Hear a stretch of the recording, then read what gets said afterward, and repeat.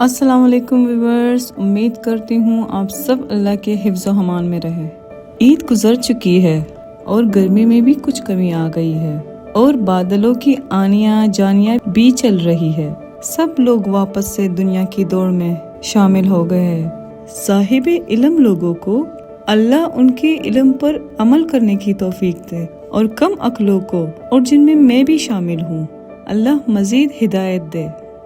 Viewers, میں اپنی زندگی کے اس وقت سب سے اہم ترین یا حساس ترین موڑ سے گزر رہی ہوں۔ یہ بات بظاہر تو کوئی نہیں جانتا سوائے میرے خاوند کے، کیونکہ وہ مجھ سے زیادہ سمجھتے ہیں۔ لیکن بات یہ ہے کہ زندگی کی حقیقت دراصل میں اب صحیح سے سمجھنے لگی ہوں، اور حیران کن طور پر مجھے یہ احساس بہت زیادہ ہو رہا ہے کہ جس قدر ایک انسان دنیا کی حقیقت کو جو سمجھنے لگتا ہے، اسی قدر وہ انسان دنیا سے بیزاری کا احساس کرتا رہتا ہے۔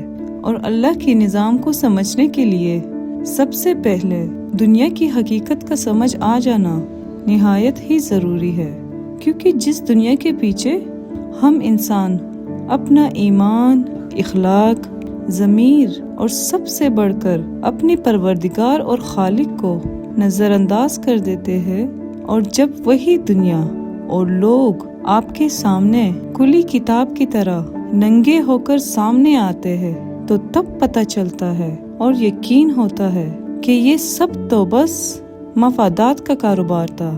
ہر کوئی اپنے اپنے مفاد کے لیے سرگرداں ہے، اور ایسے میں تھوڑا بھی شعور رکھنے والے لوگ اس دنیا کو ترک کرنے کے علاوہ کوئی دوسرا آپشن نہیں رکھتے، مگر مفاد پرست تو مفاد پرست ہے، بس اپنے مفادات کا تحفظ ہی جانتے ہیں۔